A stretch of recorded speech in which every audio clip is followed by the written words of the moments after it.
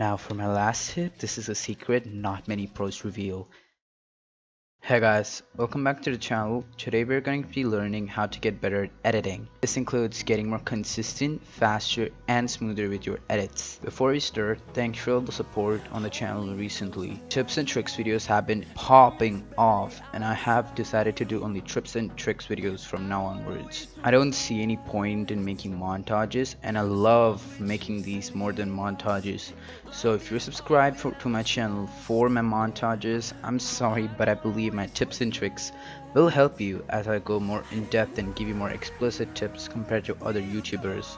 So if you watch this video and you improve on my tips and tricks, or just felt like this video was informative, feel free to subscribe. Sorry for the long intro, and let's get right into the tips. Okay, my first tip is to install the macro program. Oh wait, no. The first tip is to get a combat and edit friendly sensitivity. This doesn't apply to controller players as they have different sensitivities, so if you want to skip, then skip to the timestamp given on the screen right now. So what is a combat and edit friendly sensitivity, you may ask? A sensitivity that is high enough to make you edit without flicking your mouse around 24/7 and making you a tennis elbow at the age of 24, and a sense low enough to not make you mess up your aim. My personal recommendation for a perfect combat and edit friendly sensitivity is anywhere around 9% to 11% 800 dpi. I personally use 800 dpi 11%, and my aim isn't that bad, so I don't think you will have any problems with that sensitivity. My second tip is not to do edit courses to get used to editing.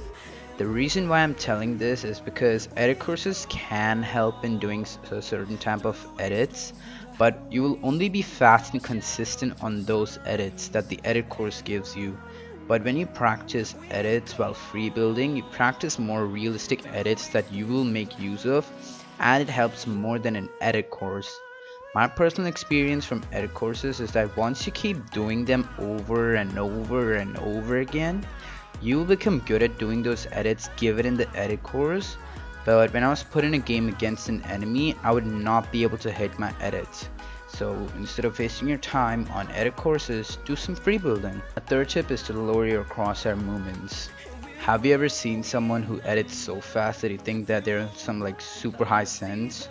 Well, it's not their sense that is the main factor in them editing builds so fast, it's their crosshair movement. If you ever look closely into their crosshair, you can see that there is a pattern going on around with all these fast editors. You can see that they will not make major crosshair movements. Instead, they will make their shortest crosshair movements possible to make the edit. This is much better because not only do you not have to move your mouse around too much like a madman, it's faster as well because it takes a shorter route compared to the default way of making big crosshair movements. Speaking of crosshair movement, crosshair placement also plays an important role in editing, and that is my fourth point: better crosshair placement. Crosshair placement is the easiest thing to learn if taught correctly, so I'll teach you guys. Basically, let's say you're about to start an edit. Before starting the edit, place your crosshair on the nearest edit tile that you need to start an edit, and then start the edit and finish it. This is applicable for all kinds of edits, even double edits. The second you finish the first edit, as you're about to confirm it, position your crosshair on the nearest tile. My fifth tip ties in with the previous tip of selecting the tile instantly and confirming the edit instantly. This requires good crosshair positioning to do consistently and quickly.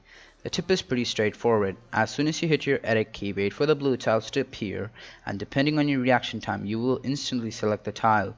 There might be some people disagreeing with this method, but remember, ping and input delay plays an important role in this, so instantly hitting your select tile button is not the consistent way. And the second part to the tip is pretty straightforward as well. As soon as you know that you have completed the edit, just hit your confirm key or let go of your select tile button. And using confirm edit on release is my next tip.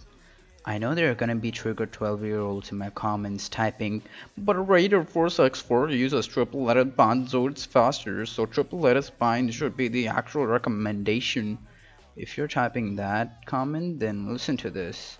Our goal to improve at editing is to be fast, consistent, and smooth at it, with the least effort possible. I agree that some people using those triple edit binds are fast, but Then they're putting an edit band on a mouse which are useful for other purposes. Many pros have started switching to it, and Booker recently switched and his editing speed became a tad bit faster than before. Now for my last tip, this is a secret not many pros reveal, and it improves your editing by a lot. And it is to imagine the edit path you're going to take as you're going to edit. What do I mean by that? Many of us, once we learn what kind of edits are there and want to edit a certain type of edit on a build piece, we think about what we want, but you should not focus too much on what we want. After deciding what you want in your head, imagine the edit path with an imaginary editing section and an arrow following that in game. It sounds like some mumbo jumbo, but trust me, I use it myself. And it works every time. The only thing I want to say on this tip is to make sure that you start a bit slow on the imagination, but as you make muscle memory, think faster and make sure that you're doing it. Think faster and make sure that you're doing everything as you're editing. If you watched the entire video and found it useful or found some new tricks, drop an emoji down below so I know you made it this far. And by the emoji, if you like something about the video, chuck that in. If you didn't like something except for my voice, chuck that in. And do me a favor, hit the like button and subscribe if you want more tips and tricks videos like this. And that's it for me. Peace.